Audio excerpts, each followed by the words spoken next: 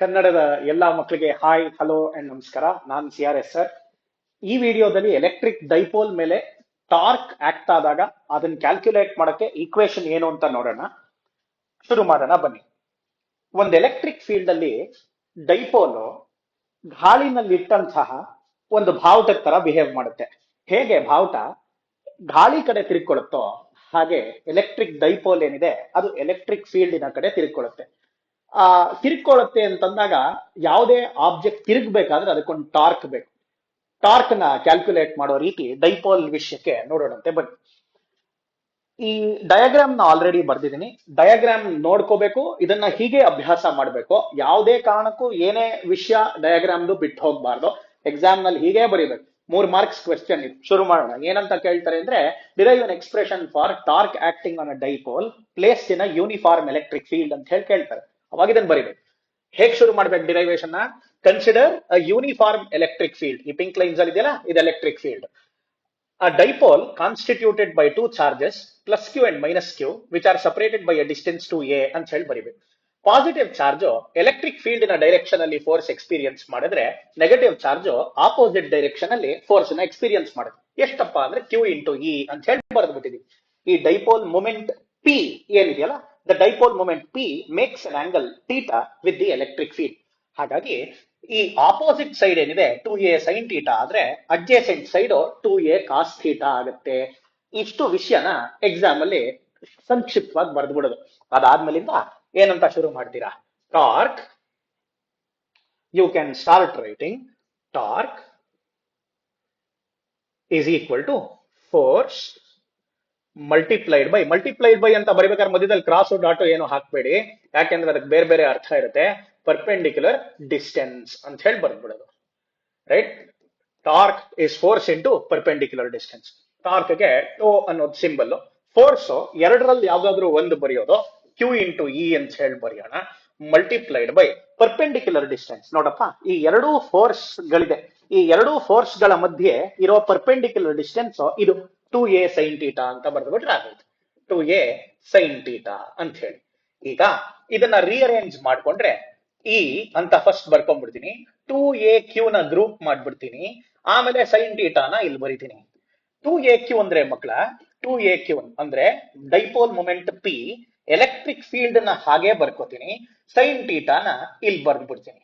ಇದನ್ನ final expression ಅಂತ ಕರಿಬಹುದು. ಆದ್ರೆ ಇದಕ್ಕೆ ಡೈರೆಕ್ಷನ್ ಸಹ ಹೇಳ್ಬೇಕಲ್ಲ, ಯಾಕೆಂದ್ರೆ ಟಾರ್ಕ್ ಅನ್ನೋದು ವೆಕ್ಟರ್ ಕ್ವಾಂಟಿಟಿ. ಹಾಗಿರ್ಬೇಕಾದ್ರೆ torque tau is equal to P cross E ಅಂತ ಹೇಳಿ ಬರಿಬೇಕು. ಇದಕ್ಕೆ ಇಷ್ಟು ಬರೆದ್ರೆ ಎಕ್ಸ್ಪ್ಲನೇಷನ್ ಜೊತೆಗೆ ಡಯಾಗ್ರಾಮ್ ತಪ್ಪದ ಹಂಗೆ ಬರೆದ್ರೆ 3 ಮಾರ್ಕ್ಸ್ ಬರುತ್ತೆ. ಈ ಈಕ್ವೇಶನ್ ಪಿ ಕ್ರಾಸ್ ಇ ಏನಿದೆ ಅದನ್ನ ಇ ಕ್ರಾಸ್ ಪಿ ಅಂತ ಬರೆಯೋ ಹಾಗಿಲ್ಲ, ಅದು ತಪ್ಪು. ಪಿ ಕ್ರಾಸ್ ಇ ಅಂತಲೇ ಬರಿಬೇಕು. ಇದು ಕಾಮ್ಯೂಟೇಟಿವ್ ಅಲ್ಲ, ಅಂದ್ರೆ P cross E is not the same as E cross P. ಅಷ್ಟು ವಿಷಯ ಆದ್ಮೇಲಿಂದ ಈಗ ಈ 1 ಮಾರ್ಕ್ ಕ್ವೆಶನ್ಸ್ ಬರುತ್ತೆ ಈ ಪರ್ಟಿಕ್ಯುಲರ್ ಟಾಪಿಕ್ ಮೇಲೆ. ಅದೇನೇನು ಅಂತ ನೋಡೋಣ ಬನ್ನಿ. ಮೊದಲನೇದು, ಯೂನಿಫಾರ್ಮ್ ಎಲೆಕ್ಟ್ರಿಕ್ ಫೀಲ್ಡ್ ಇದ್ದಾಗ ಪ್ಯಾರಲಲ್ ಲೈನ್ಸ್ ಡ್ರಾ ಮಾಡ್ತೀವಿ. ನೋಡಿ, ಈ ಪ್ರೀವಿಯಸ್ ಕೇಸ್ ಅಲ್ಲೂ ಸಹ ಯೂನಿಫಾರ್ಮ್ ಎಲೆಕ್ಟ್ರಿಕ್ ಫೀಲ್ಡ್ ಗೆ ಪ್ಯಾರಲಲ್ ಲೈನ್ಸ್ ಡ್ರಾ ಮಾಡಿದೀವಿ. ನಾನ್ ಯೂನಿಫಾರ್ಮ್ ಆಗಿದ್ರೆ ಅವಾಗ ಒಂದ್ ಆರೋ ಚಿಕ್ಕದು, ಇನ್ನೊಂದು ಆರೋ ದೊಡ್ಡದು, ಅಥವಾ ಡೈವರ್ಜೆಂಟ್, ಕನ್ವರ್ಜೆಂಟ್ ಆರೋಗಳನ್ನ ಬರಿತೀವಿ.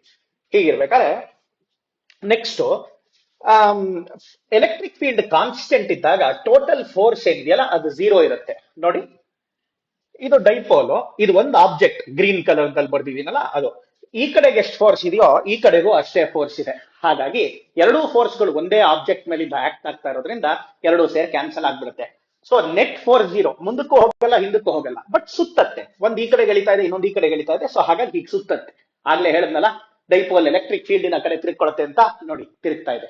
ಹೋಗೋಣ ಮುಂದೆ. Rotation only. ಅಕಸ್ಮಾತ್ ನಾನ್ ಯೂನಿಫಾರ್ಮ್ ಎಲೆಕ್ಟ್ರಿಕ್ ಫೀಲ್ಡ್ ಆಗಿದ್ರೆ ಅದಕ್ಕೆ ಟಾರ್ಕು ಇರೋದು, ನೆಟ್ ಫೋರ್ಸು ಇರೋದು. ಹಾಗಾಗಿ ಡೈಪೋಲ್ ಮುಂದಕ್ಕೆ ಹೋಗ್ತಿತ್ತೇನೋ.